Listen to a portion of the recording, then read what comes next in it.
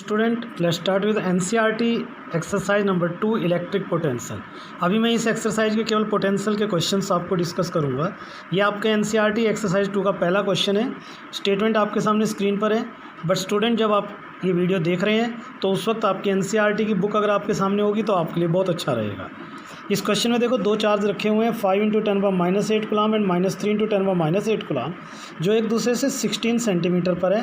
At what points on the line joining the two charges is the electric potential zero. आपको वो point ढूंढना है जहाँ electric potential zero होता है। सो रिमेंबर इट, ऐसे एक नहीं, पोटेंशियल के केस में दो पॉइंट होंगे। एक पॉइंट जो इन दोनों चार्जेस के बीच में होगा और दूसरा पॉइंट कहीं बाहर होगा। पहले मैं एक पॉइंट अंदर मान लेता हूँ। मान लीजिए ये पॉइंट सी है। ये दो चार्ज दे रखे हैं आपको 5 × 10⁻8 coulomb and -3 × 10⁻8 coulomb. C point है। ये पॉइंट यहाँ से x डिस्टेंस पर हो गया तो यहाँ से 16 - x पर हो गया। अब देखो तो थियरी हमने पढ़ी है, अकॉर्डिंग टू दैट हम ये जानते हैं कि किसी भी पॉइंट पर कितने पोटेंशियल काम करते हैं। तो आंसर बेटा उस पॉइंट पे दो पोटेंशियल काम करेंगे। अब इस केस में तो दो ही करेंगे ना, क्योंकि दो चार्ज है इस पॉइंट के अलावा, एक ए की वजह से और दूसरा बी की वजह से। देखो इस पॉइंट पे पोटेंशियल जीरो कब हो सकता है? जब ये दोनों पोटेंशियल की वैल्यू एक दूसरे के इक्वल हो और साइन अपोजिट हो। साइन तो अपोजिट नज़र आ ही रहा है हमें। ये चार्ज पॉजिटिव है तो इसका पोटेंशियल पॉजिटिव आएगा, ये चार्ज नेगेटिव है तो इसका पोटेंशियल नेगेटिव आएगा। साइन तो अपोजिट नज़र आ ही रहा है, तो इसका मतलब वैल्यू इक्वल कब होगी? इसका मतलब पोटेंशियल जीरो कब होगा? जब इन दोनों की वैल्यू इक्वल आ जाए। तो हमने इन दोनों की वैल्यू को इक्वेट कर दिया। पोटेंशियल का फॉर्मूला होता है KQ/R। तो Q की वैल्यू 5 × 10⁻8 और x मैंने मान रखा था तो x × 10⁻2 के। अब यहाँ चार्ज का साइन नहीं लेना, ध्यान रखना, क्योंकि आपने ऑलरेडी इस बात को कंसिडर कर लिया है कि यहाँ पोटेंशियल के साइन अपोजिट आएंगे। सो K × 3 × 10⁻8 अपॉन ये डिस्टेंस 16 - x हो गया तो 16 - x × 10⁻2। आप इस मैथ को सोल्व कर लोगे और मैथ को सोल्व करने के बाद x की वैल्यू निकालोगे तो it comes out to be 10 centimetre. Okay, now मान लीजिए दूसरा पॉइंट P है जो आउटसाइड है। दो पॉइंट होंगे इसके अंदर, तो ये यहाँ से x डिस्टेंस पर है। अगर ये मैं दोबारा डायग्राम बनाता हूँ आपको, ये दो पॉइंट हो गए, पॉइंट A, पॉइंट B। ये पॉइंट P मान लीजिए जो यहाँ से x डिस्टेंस पर होगा। तो ये 16 हो गया, ये 5 × 10⁻8 कूलम चार्ज है और ये -3 × 10⁻8 कूलम। तो क्वेश्चन के according VPA must be equal to VPB। चलिए दोनों को फिर से इक्वेट कर देते हैं कि 5 × 10⁻8 अपॉन A से इसका डिस्टेंस, तो 16 + x हो जाएगा। 16 + x सेंटीमीटर तो मीटर बनाओ 10⁻2 equal to K × 3 × 10⁻8 upon x centimetre, x × 10⁻2। अब इस मैथ को तो आप सोल्व कर ही सकते हो। इससे कट जाएगा, K से K कैंसिल हो जाएगा, क्रॉस मल्टीप्लाई करोगे तो 5x = 48 + 3x हो गया। तो 2x comes out to B 48, तो x comes out to be 24 centimetre. So this is your first question. वो पॉइंट ढूंढना है जहाँ इलेक्ट्रिक पोटेंशियल जीरो होगा। Now come to the question number 2। Second question है, a regular hexagon of side 10 cm has a charge 5 microcoulomb at each of its vertices.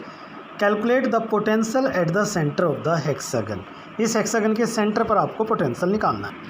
So this is our second question. इसमें एक regular hexagon दे रखा है आपको, जिसके हर vertex पर सेम चार्ज रखा हुआ है, अलग अलग भी हो सकता है। इस क्वेश्चन में सेम चार्ज रखा हुआ है, तो इसके सेंटर पर आपको पोटेंशियल निकालना है। 10 सेंटीमीटर इसकी साइड है। तो बेटा ये मल्टीपल चार्ज हो गए, बहुत सारे चार्ज है जिसकी वजह से आपने किसी पॉइंट पे पोटेंशियल निकालना। तो तरीका वही है, पोटेंशियल स्केलर है, टोटल पोटेंशियल निकालना है तो सबका एल्जेब्रिक सम होगा। अब जरा सोचने वाली बात है, यहाँ C पॉइंट पे, O पॉइंट पे कितने पोटेंशियल काम करेंगे? तो O के अलावा 6 चार्ज हैं, 1 2 3 4 5 6, तो 6 के 6 चार्ज इस पर पोटेंशियल बनाएंगे। एक और चीज़ देखो, हर एक चार्ज का यहाँ से यहाँ तक का ये डिस्टेंस सेम है। ये ज़रूरी नहीं है हमेशा हो, इस पर्टिकुलर क्वेश्चन में ये सारे डिस्टेंस सेम है, चार्ज की वैल्यू भी सेम है, तो V = KQ/R भी सेम आएगा, यानी कि हर चार्ज का पोटेंशियल सेम आएगा। तो टोटल यहाँ 6 पोटेंशियल काम करेंगे और 6 पोटेंशियल की वैल्यू सेम आएगी। तो potential at point O can be written as 6V, यानी कि 6 × KQ/R it is not volt 6, आप 6 ये कर लीजिए, कभी आप सिर्फ V से वोल्ट समझ लो, 6 kQ/R आ जाएगा। वैसे तो मैंने क्या करना था, सबका अलग अलग पोटेंशियल निकालना था, पहले का अलग निकालता, दूसरे का अलग निकालता, तीसरे का अलग, चौथे का अलग, पाँचवें का अलग, छठे का, और सबको ऐड कर देता। लेकिन क्योंकि यहाँ वैल्यू सेम है इसलिए मैंने सीधा एक ही लाइन में कर दिया। 6 × 9 × 10⁻9, 5 माइक्रोकुलम 5 × 10⁻−6 अपॉन ये जो डिस्टेंस है हेक्सागन के इस केस में ये डिस्टेंस साइड के बराबर ही होगा, यानी कि 10 सेंटीमीटर। तो 10 × 10⁻−2 काटो बेटा, 5 2 जा 2 3 जा, तो it comes out to be 27 × 10⁵ देखो -4 5, 27 × 10⁻−5 वोल्ट, ये आपका आंसर आएगा। Now come to the question number 3, ये सेकंड क्वेश्चन था भाई। और नाउ द क्वेश्चन नंबर 3।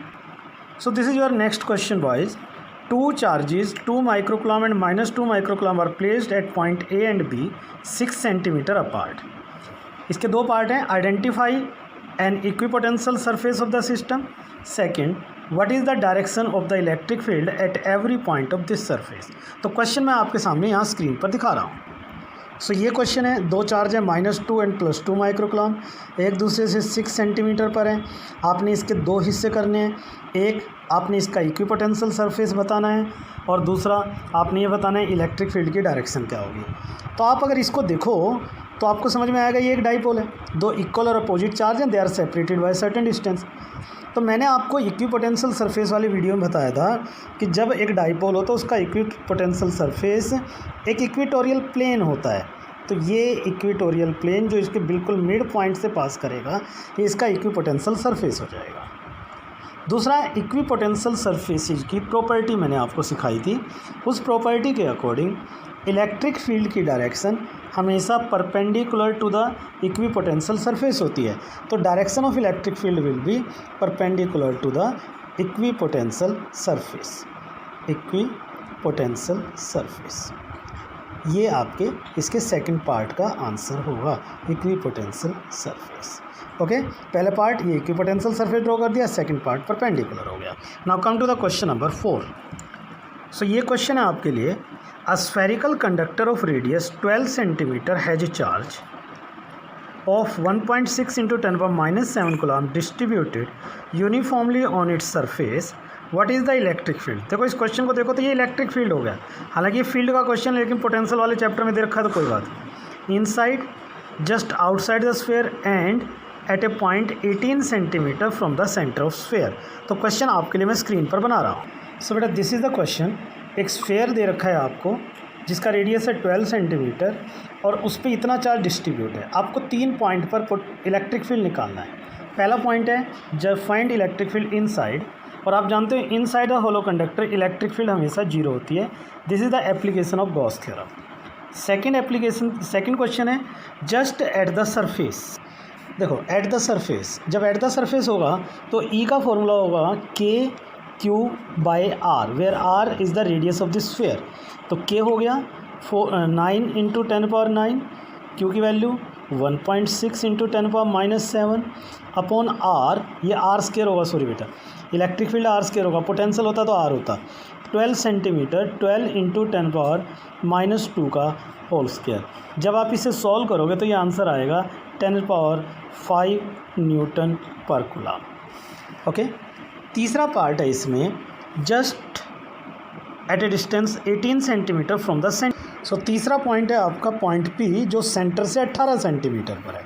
अगर ये 18 सेंटीमीटर पर है तो इट मस्ट लाई आउटसाइड, और आउटसाइड इलेक्ट्रिक फील्ड का फॉर्मूला होता है KQ/एक्चुअल डिस्टेंस यानी कि R स्क्वायर।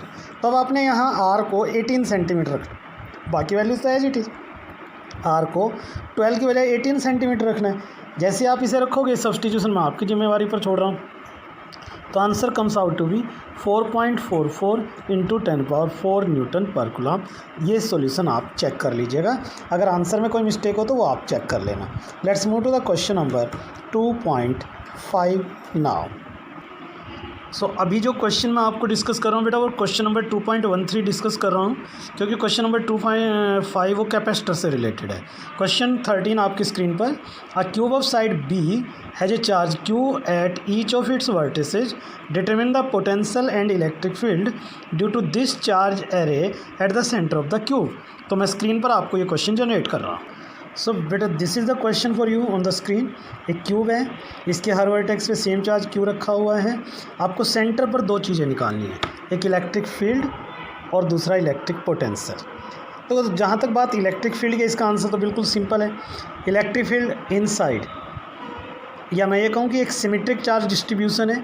जैसे कोई हेक्सागन होता है, जैसे क्वेश्चन आपने हेक्सागन का किया था, कोई कहता है इसके सेंटर पर बताओ इलेक्ट्रिक फील्ड कितनी होगी, तो इसके सेंटर पर इलेक्ट्रिक फील्ड 0 आएगी। ऐसे ही कोई पेंटागन होता, क्यूब हो गया, ऐसे ही क्यूब है, क्यूब के सेंटर पर इलेक्ट्रिक फील्ड हमेशा 0 होगा। कंडीशन है कि हर एक वर्टेक्स पे चार्ज सेम होगा, तो ऐसा होगा, लेकिन चार्ज अलग होगा फिर हमें निकालना पड़ेगा। चलिए, अब रही बात पोटेंशियल की, तो ये क्वेश्चन बिल्कुल वैसे ही है जैसे अभी कुछ देर पहले आपने हेक्सागन का किया था। यहाँ 6 चार्ज हैं, 6 का सेंटर से डिस्टेंस इक्वल था, चार्ज की वैल्यू भी सेम थी, इसलिए पोटेंशियल 6 टाइम हो गया। अब यहाँ 6 की वजह 8 चार्ज हैं, और 8 चार्ज का वर्टेक्स से सेंटर तक का जो डिस्टेंस है ये भी सेम होगा। और ये जो डिस्टेंस होता है ना, ये √3/2b होता है बेटा, √3/2b होता है। कोई से भी वर्टेक्स का आप डिस्टेंस देखोगे ना इसके सेंटर से, वो √3/2b होगा। तो पोटेंशियल की वैल्यू कितनी हो जाएगी, 8kq/r, 8kq/r। 8 k की टर्म में रहने दें, यार लिख लेते हैं, चलिए, 1/4πε0 q, और r की वैल्यू हो गई √3b/2, 2 पर जाएगा तो 2 से ये 2 कट गया, ये 2 से ये कटेगा तो 4 हो गया। तो आंसर आ गया 4q/√3πε0b। This is your answer for electric potential at this point. So these are the 5 questions from your NCERT exercise number 2. Remaining question will be in next video.